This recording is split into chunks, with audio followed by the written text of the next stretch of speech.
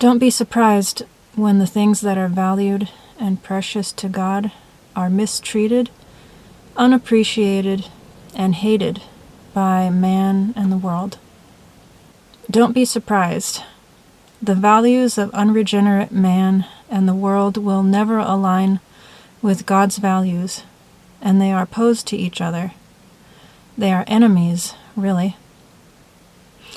You adulterers, don't you realize that friendship with the world makes you an enemy of God?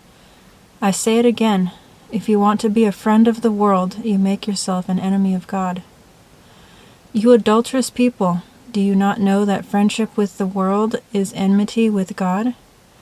Therefore, whoever wishes to be a friend of the world makes himself an enemy of God. The definition of enmity is deep hatred, as between enemies. The Google definition of enmity is the state or feeling of being actively opposed or hostile to someone or something. Come close to God, and God will come close to you. Wash your hands, you sinners. Purify your hearts, for your loyalty is divided between God and the world. I want to bring special attention to the last part of that verse that says, your loyalty is divided between God and the world. Try to think about that for a minute. A person's loyalty being divided between God and the world. Again, don't be surprised when the things that are valued and precious to God are mistreated, unappreciated, and hated by man and the world. Sometimes it is hardly worth being offended over, because it is a given. It is just that way, unless man conforms his values to God's values. Otherwise, they are naturally opposed. It is a given. I am not much disturbed when the world in general hates God's ways, because I already know that is the way it is. Being disturbed about that would be like being disturbed about water being wet and the sky being blue. It is just naturally that way, and I don't expect it to be any different. What I have been disturbed about is when people who claim to be followers of Jesus hold values that are contrary to his. And I'm not talking about people making mistakes or being imperfect. I'm talking about when I observe that consistent ways of living, patterns, and what is valued in one's heart is not aligning with God's values. Then I am disturbed. I am disturbed by the contrariness of it. I'm disturbed that people claiming to be sons of God are still trying to be friends with the world, or share the values of the world. By the way, the point of this message is not intended to be about how some Christians don't live like Christians. Unfortunately, that is old news, and I feel like everybody knows about that sort of Christian already, and has probably had personal experiences with it. The point of this message is to encourage you to not be like that, but to be different in this world. At times, I have been discouraged when I have experienced other Christians living like they are still trying to make friends with the world and live like the world. It has at times discouraged me because I thought we were on the same page as far as values go. I mean, I am a Christian and they are Christians, so I thought we were alike. I thought we were teammates, sort of. Only to observe through their words and actions that we are not alike. Not only are we not alike, but more importantly, I don't see how they are like the one they claim as their God. They are more like the world. Like they haven't become a new creation at all. This has perplexed me at times, discouraged and disappointed me, to the point of wondering why I myself value what God values if certain fellow Christians don't? Why should I when they don't? Also, it has made me question if I am just too different. Too different, like there is something wrong with that. Maybe I'm taking God a little too seriously and should bring the rapid boil down to a more palatable, lukewarm level. Certain experiences have made me question whether the dog-eat-dog way of the world is really how to live. Perhaps I should adjust myself to be more like the world in all of its savage, carnal, selfish ways. Maybe that is the way to get along and survive in this world and not be taken advantage of, is what can come to my mind. Granted, I admit that these sorts of thoughts come to my mind if I have been tried badly enough by people.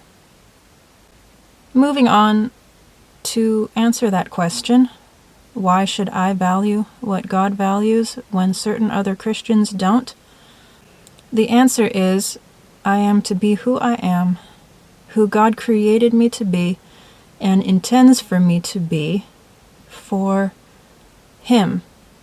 That's why I am to be that way and live that way for God.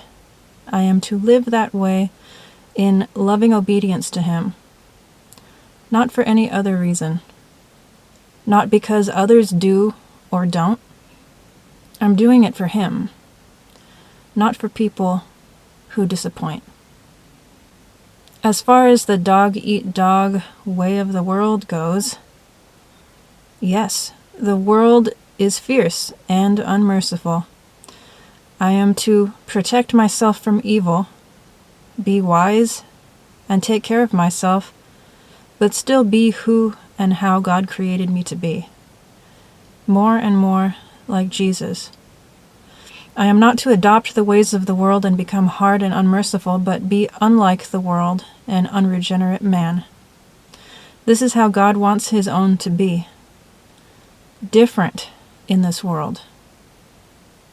And how different this makes a person. Not just a little different. Be this way for the Lord. He's calling us to it. Do not be conformed to this world, but be transformed by the renewing of your mind. Then you will be able to attest and approve what is the good, pleasing, and perfect will of God. Don't copy the behavior and customs of this world, but let God transform you into a new person by changing the way you think.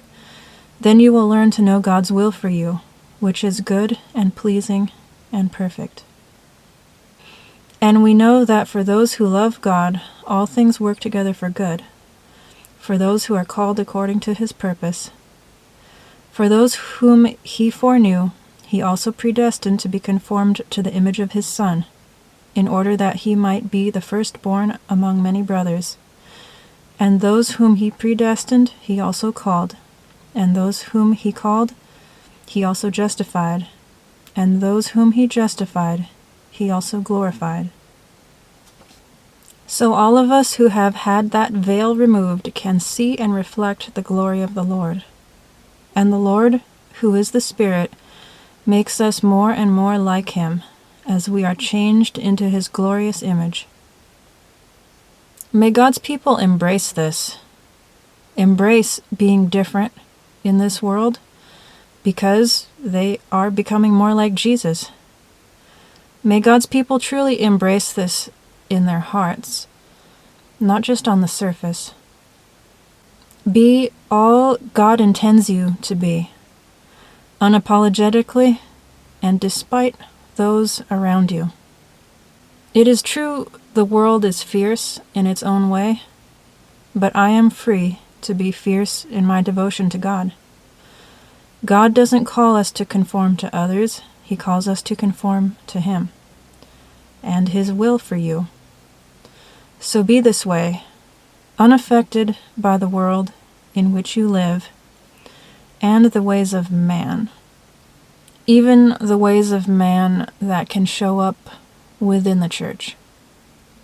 Be different, unlike those of the world, not resembling the world or unregenerate man. Different, all the way down the line. When God's people are like this, it is no wonder why it can be difficult to find others who are like-minded. It is no wonder at all. We should not be surprised by this, and continue faithfully on with the Lord, unshaken, unmoved in our resolve and devotion. Since you have heard about Jesus and have learned the truth that comes from him, throw off your old sinful nature and your former way of life, which is corrupted by lust and deception. Instead, let the Spirit renew your thoughts and attitudes. Put on your new nature, created to be like God, truly righteous and holy. Since you became alive again, so to speak, when Christ arose from the dead, now set your sights on the rich treasures and joys of heaven, where he sits beside God in the place of honor and power. Let heaven fill your thoughts. Don't spend your time worrying about things down here. You should have as little desire for this world as a dead person does. Your real life is in heaven with Christ and God. And when Christ, who is our real life, comes back again, you will shine with him and share in all his glories. Away then with sinful earthly things. Deaden the evil desires lurking within you, having nothing to do with sexual sin, impurity, lust, and shameful desires. Don't worship the good things of life, for that is idolatry. God's terrible anger is upon those who do such things. You used to do them when your life was still part of this world, but now is the time to cast off and throw away all these rotten garments of anger, hatred, cursing, and dirty language. Don't tell lies to each other. It was your old life with all its wickedness that did that sort of thing. Now it is dead and gone. You are living a brand new kind of life that is continually learning more and more of what is right, and trying constantly to be more and more like Christ, who created this new life within you. In this new life, one's nationality or race or education or social position is unimportant. Such things mean nothing. Whether a person has Christ is what matters, and he is equally available to all. Since you have been chosen by God, who has given you this new kind of life, and because of his deep love and concern for you, you should practice tender-hearted mercy and kindness to others. Don't worry about making a good impression on them, but be ready to suffer quietly and patiently. Be gentle and ready to forgive. Never hold grudges. Remember, the Lord forgave you, so you must forgive others. Most of all, let love guide your life, for then the whole church will stay together in perfect harmony. Let the peace of heart which comes from Christ be always present in your hearts and lives, for this is your responsibility and privilege as members of his body. And always be thankful. Remember what Christ taught, and let his words enrich your lives and make you wise. Teach them to each other and sing them out in psalms and hymns and spiritual songs, singing to the Lord with thankful hearts. And whatever you do or say, let it be as a representative of the Lord Jesus, and come with him into the presence of God the Father to give him your thanks.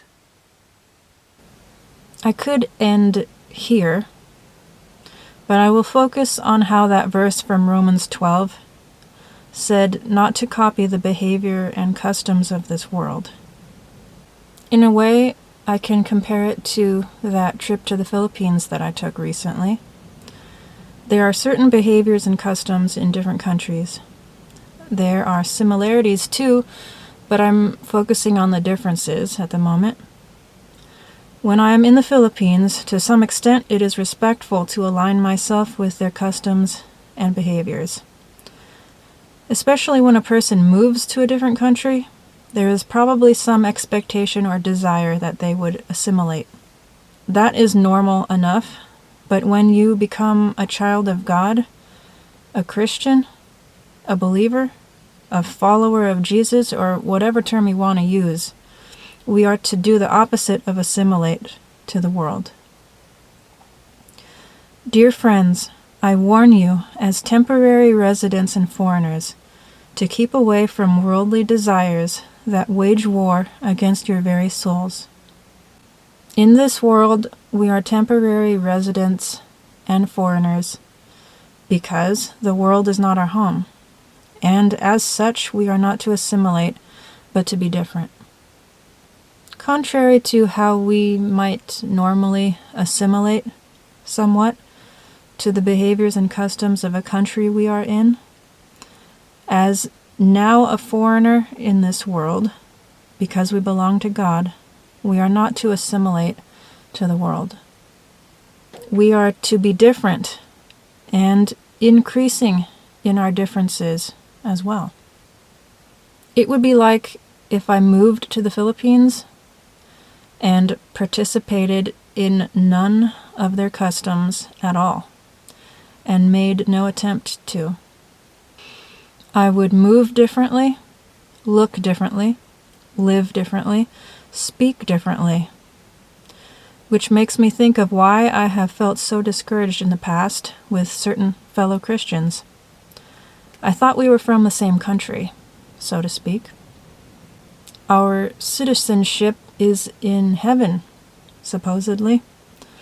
But when communicating with them, it was like they were speaking a different language. Suddenly I realized we are not alike. I don't relate, unless I relate to them using my old, fleshly nature. Their language and values indicate to me that we are very different, though they claim to be alike. But we aren't. We do not speak the same language. They move, look, live, and speak like the world. Going deeper, not only are they resembling and being friendly with the world and its values, as the verses near the beginning of this message said, in doing this, they are making themselves enemies of the God they claim to love. This discrepancy doesn't seem to make their consciences twinge whatsoever. I do not think they realize how serious this is. Those verses call such people adulterers. Basically, adulterers against God. Shall I turn down the heat? Am I taking God's word too seriously? Is this boiling too rapidly? Would lukewarm be more comfortable?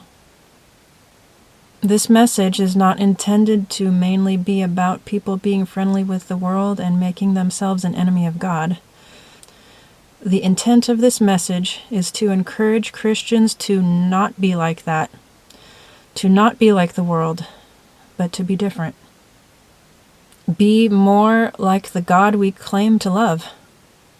If we do love Him, let us show it by not trying to be friends of the world, by not sharing its values and conforming ourselves to it. I want to encourage you, and myself, really, to be different and stay different in this world in which we currently live. Lastly, I would add that being different in this way won't win you any popularity contests. Of course, your former friends will be very surprised when you don't eagerly join them anymore in the wicked things they do, and they will laugh at you in contempt and scorn. Those who live according to the flesh set their minds on the things of the flesh, but those who live according to the Spirit set their minds on the things of the Spirit. The mind of the flesh is death, but the mind of the Spirit is life and peace, because the mind of the flesh is hostile to God. It does not submit to God's law, nor can it do so. Those controlled by the flesh cannot please God. Since Christ suffered and underwent pain, you must have the same attitude He did. you must be ready to suffer too. For remember, when your body suffers, sin loses its power, and you won't be spending the rest of your life chasing after evil desires, but will be anxious to do the will of God.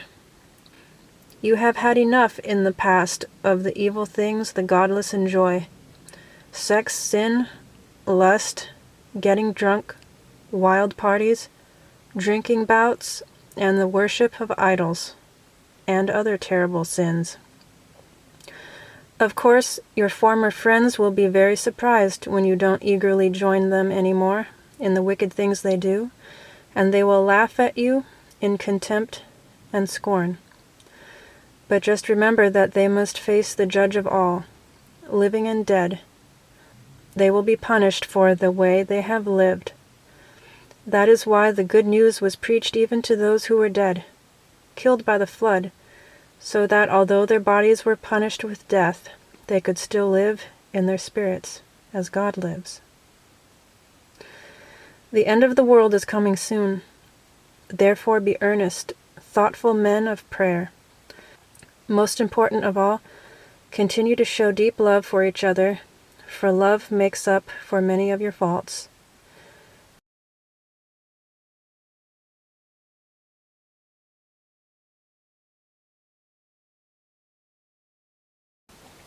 I think that's it.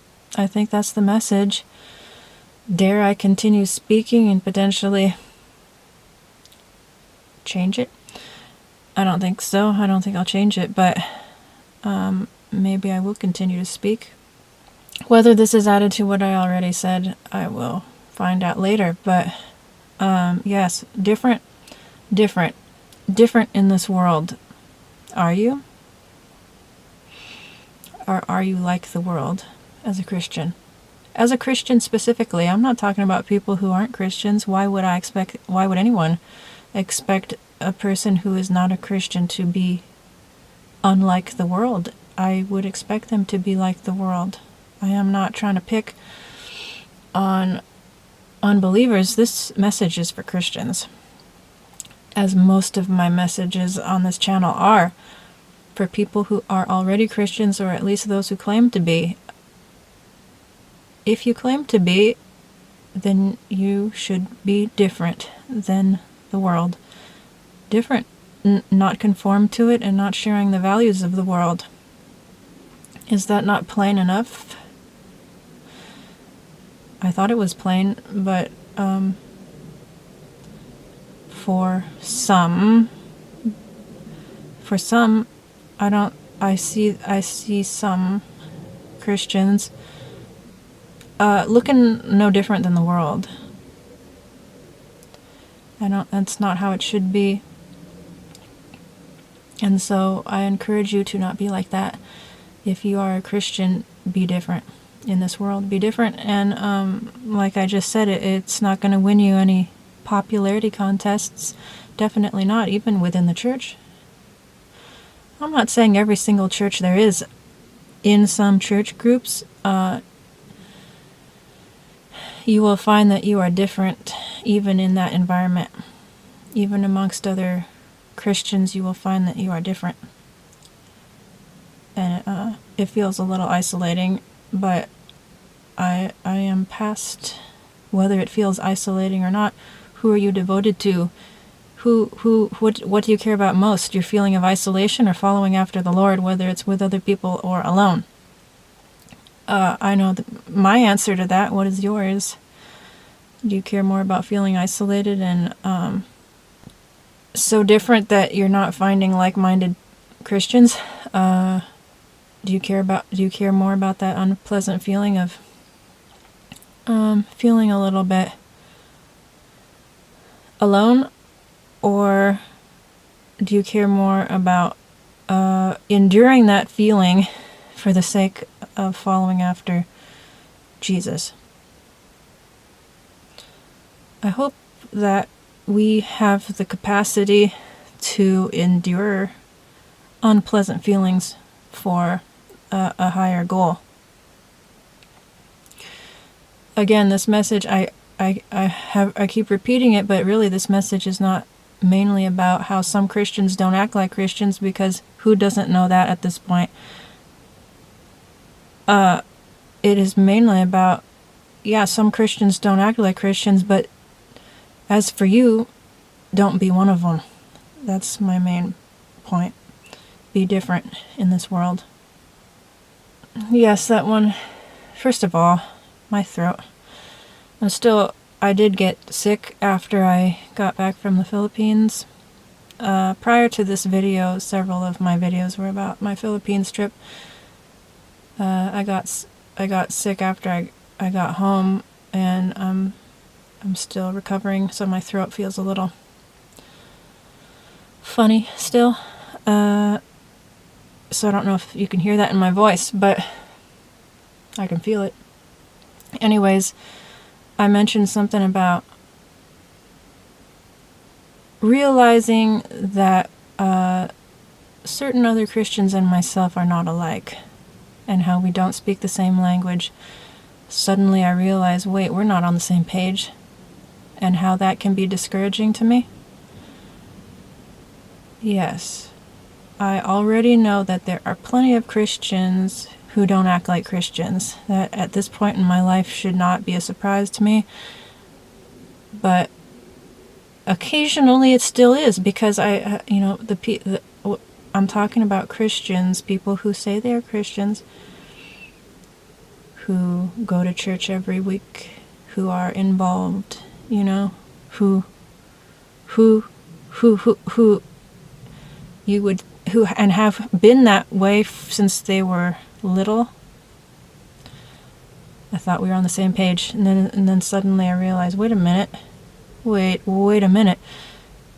Why are you, in my mind, I'm not talking to them about this.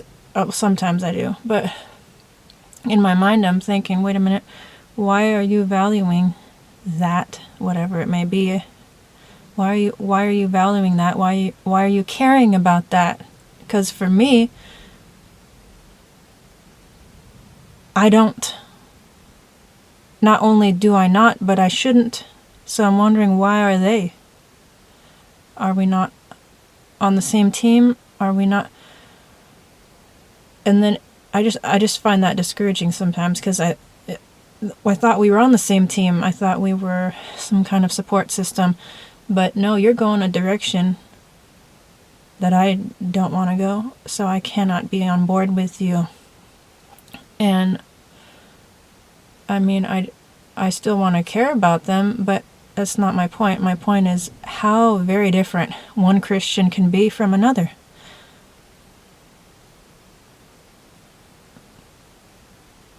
And how do you even know the difference until you really start to know the person?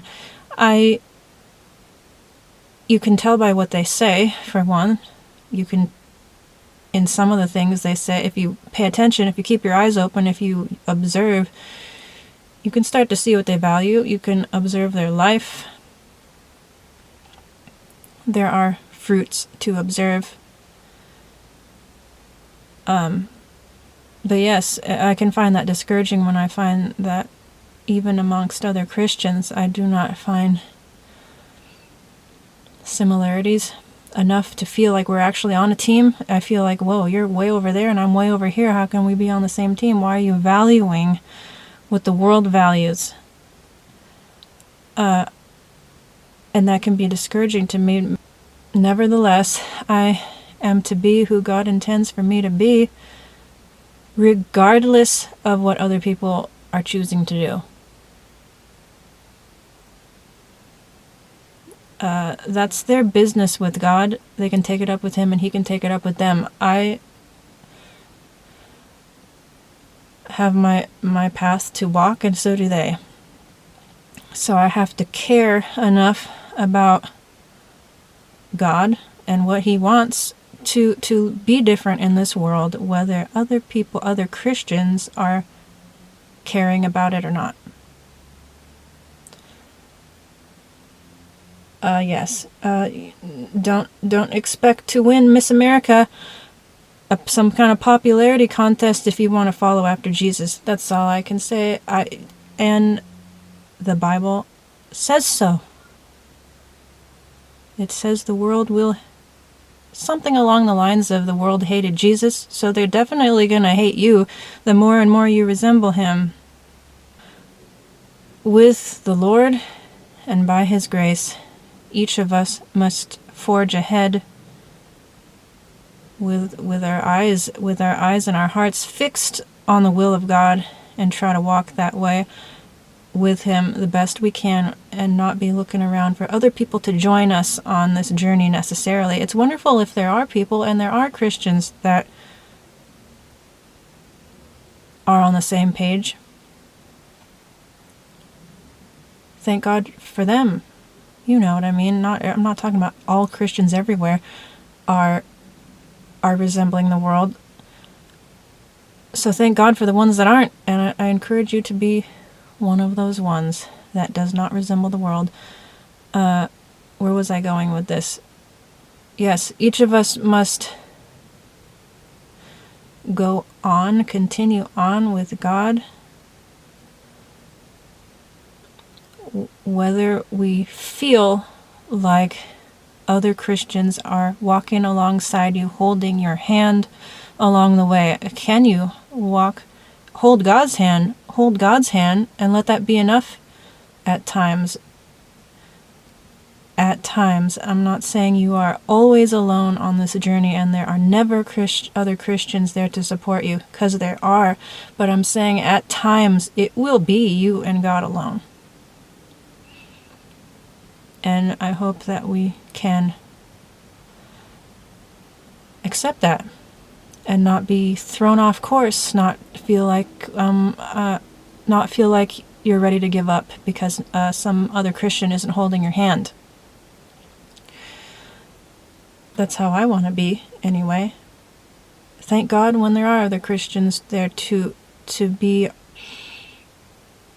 alongside you, sharing God's values along with you, not conforming to the world along with you. But when there aren't any in a given situation, that cannot be a reason for me to give up or get discouraged. I have gotten discouraged in the past, but I cannot continue to feel that way. I gotta realize that is just the way it is, and to continue on with God. Again, I am not much disturbed when the world and unbelievers don't value God's values and hate his ways. No, I'm not much disturbed at all. I would be surprised if they did value God's ways. I am mainly talking about that I am rather disturbed sometimes when people who claim to be Christians don't act like Christians. But I'm not talking about just in general. I'm talking about when, in large part, they do the outer actions that would make you think they are a little bit more serious of a Christian. They'll do the actions, but it's as if the heart is not changed. Not much. Which brings me to a different subject, is really where you can do a lot of outward actions, but is your heart really changed? Is your heart really devoted to the Lord? Or are you just doing outward, surface level stuff? I think a lot of it comes down to what people really value, what people really love. And I mean, when I'm talking like this, I don't want to take credit for how much I have been transformed. That's by the grace of God and his miraculous work in my life. I can't take credit for any sort of change into any kind of change in me that has made me more like Jesus. You know how we're being transformed into his image more and more and all that type of thing. Any degree in which I have become more like the Lord, I cannot take credit for. I credit that to Him. I am to submit to His work in my life. When He points something out to me, I'm supposed to be moldable in His hands and not resist what He wants to change in me. Sure. But even in the areas where I've submitted and accepted His correction and shaping in my life, even what you could possibly call your part,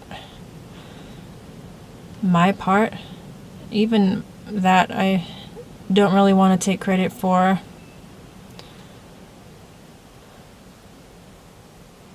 Actually, the more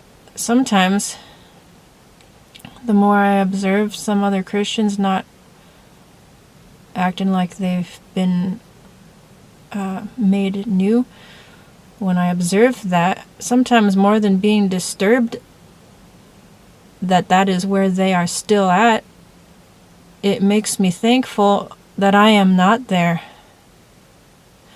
Makes me thankful, very grateful that God has done that much work in me. I have plenty more to grow in. I have the rest of my life to keep growing and learning, but I am thankful and grateful for how much and how far He has brought me so far. I am very grateful for that. And I was reading in, I believe it was Colossians. Something about how, here, let me look again. No, it wasn't Colossians, it was 1 Peter. 1 Peter 4. I was reading earlier, chapter 4, verse 2 in 1 Peter. And you won't be spending the rest of your life chasing after evil desires, but will be anxious to do the will of God.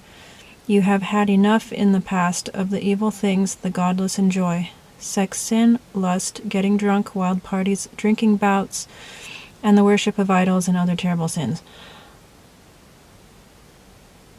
The language used there is interesting to me. Of course, it might be different in other translations, but verse 3, it says, you have had enough in the past of the evil things the godless enjoy. Verse 2, backing up, it says, you won't be spending the rest of your life chasing after evil desires. You have had enough in the past. You won't spend the rest of your life chasing evil desires, and you have had enough in the past of the evil things the godless enjoy. Indeed, have we not had enough? Have we not had enough? Are we going to be 80-some years old still interested in that stuff? May it not be. Are we done with it? Are we done? Are we done with it? And I think when you first try to give stuff up like that, it feels like you're missing out. And it doesn't feel good. But in reality, you're trading it for something way better. There is not true life in those things. There's not true life in sin, basically. It is not. It might be fulfilling in the moment, but it's not the way to go. It's not the way to go to have a good life. It's definitely not the way God wants you to go. But really, the language used there is interesting to me. How you won't spend the rest of your life doing that, and that you have had enough. Have we not had enough? When will we be done with that? When? Sooner than later, I hope. Can we be done with that yet? Who am I talking to? The church. Church, can we be done with that? Can we be done with that type of living? Can we? Have we not had enough? Are we ready to not spend the rest of our lives with that type of living? Are we done? Not to be rude, but it's an honest observation of mine, if I may share it with you. It is an honest observation of mine, and I wouldn't tell it to their faces, because it would be rude, but I have observed people who are older than me, significantly older than me. You know what I mean? Not just a year or 2 or 3 or 4 or 10, like more than 10, like 20 some years older than me. And the way some of them what they seem to value, and Christians I'm talking about, what they seem to value. Basically, they've been a Christian for longer than I've been alive, and still are one. The things they seem to value, and the things they seem to, how they speak, which in some ways reveals what they value. I really, really hope that I don't become as old as they are, and am still stuck in that place of that level of growth. May it never be that I get to that age and I'm still valuing that type of stuff and talking that way. May I have grown spiritually beyond that stage if I reach that age. Age is another thing that's been on my mind lately. Who do you know that is getting younger? And with that, okay, you don't know when you're going to die. Most people don't know when they're going to die. It could be any time, really. But generally, as people get older, they don't have more of their life left. You know what I mean? There is an end. Everybody's going to die. So, like, I have been thinking about that. And I'm thinking, I don't want to reach old age and be still valuing worthless things. Do you understand what I mean? I want to grow. Well, frankly, I hope that God's will for my life is accomplished while I am here on earth in fullness. I don't want to be stunted. I want to continue on being transformed more and more into the image of God, not be 20 years down the road from here and still be where I am at today. Does anybody care about this? Does any Christian care? And I'm being a little bit rhetorical, but I know there are. I know I'm not the only one. Does any Christian care about God's will being accomplished in their personal life while they're here on earth? Do we care about growing? Do we care at least about not being conformed to the world and not valuing the things the world values? Do we care about being different? Not just for the sake of being different, but because that is what God has called us to. Does anybody care about this? Or are we all too distracted by the world in which we live? Are we too distracted by it all? I hope not. I hope we don't forget about eternity, about the fact that this life is temporary, and so while we're here, let's make the most of it. Let's value the right things. I think it was in Colossians. I was reading in Colossians earlier. Again, I like the language that was used here. Colossians 3. Again, this might be different in different translations, but Colossians 3, verse 2. Let heaven fill your thoughts. Don't spend your time worrying about things down here. Okay? That can be challenging. Again, are we all so distracted and concerned about the things in this world in which we live, which seem very, very, very, very important sometimes? It's difficult. I admit sometimes it is so, there is so much in the world in which we live that where is there any room to think about eternity? It says, let heaven fill your thoughts. Don't spend your time worrying about things down here. Verse 3 says, you should have as little desire for this world as a dead person does. I like that. I liked the way that is said.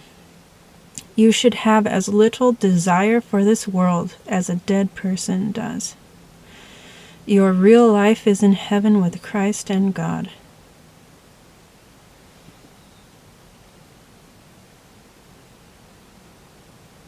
You should have as little desire for this world as a dead person does. Well, I've often thought that for the Christian, if death came, then you'd be with God, which would be better in that way than remaining here. I'm not saying don't value your life. Certainly, while God gives us time here, let us make the most of it and be grateful what time we have been given. I'm just saying. The Christian doesn't look at death quite the same way. It is not death to just be buried in a grave, and it is death to be with the Lord forever. What am I saying here? I'm saying, are we valuing the world more than we ought to? And I'm not saying it's easy not to sometimes. I mean, especially with, okay, I could go on and on about this for a long time, especially with the way the world seems to be now, where who are you going to survive without money? So if that is the case, if your survival seems to depend upon money, it seems like that is a high priority to make money, because without it, you won't survive. Unfortunately, that is how it seems to be, and in a large part, I don't blame people for being so focused on having to earn money, because how will they survive without it? That can be a very consuming thing in a person's life, just surviving. Even that you want to, I can say more. The way life seems to be in the United States now, especially in Washington State, which is becoming less and less appealing to me as far as parts of it go. It feels like you're basically just a slave to survive. I even the things that you might so-called owning a house, owning a bit of property, owning a vehicle, whatever it may be that you think you own, you don't own. Not really. You're paying rent to the government on things you own. So what am I getting at with all this? I'm getting at, yes, there are significant distractions in this world. Nevertheless, let us not forget about eternity. Let us not forget about the things we are to value, and not forget about not conforming to this world. Let's not forget that in the absolute chaos of distractions around us these days, let's not forget about some of the most important things in life. it is sad. It is sad, the state of our country. I mean, I can't be the only one who sees this. It is becoming more strained. Do you not notice this?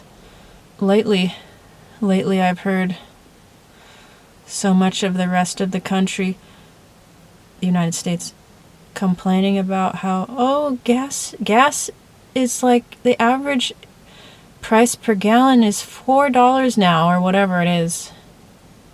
And they're moaning and groaning about, it's so high. The rest of the country. And it is. I'm not saying it's not. I'm just thinking, here in Washington State, I'm thinking, you're complaining about gas being $4?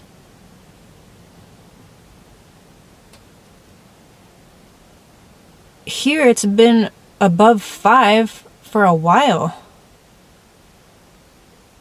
So I'm thinking other people are feeling it and complaining about $4 a gallon, and I'm thinking, what?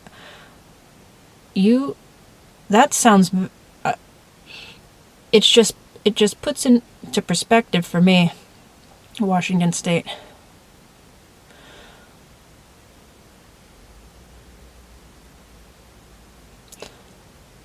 Where am I going with this? I think this has gone a little off topic at this point, and I probably won't be including any of this in the main video anyway. But what I'm saying is there are many distractions, but let us keep focused on what is most important and what has eternal significance. If there are difficulties and various miseries and various sufferings to be had whilst we are on earth, I personally would like to make it count for something and not go through 80-some years of this existence on this earth potentially, only to see that there was nothing eternal, nothing of eternal value that came from it, and that a person would have paid almost no attention to God, living a life of sin, not caring about anything, and then just goes into the grave and then goes to hell. I mean, if we are to go through what we go through in this life, let it count for something. That's what I want. If we are to go through this life on this earth for whatever time God gives us, at least for me, I would like it to count for something. And for me to have it count for something, it would be that God's will is done in my life. So, He has given us some instruction, some direction. Let us obey.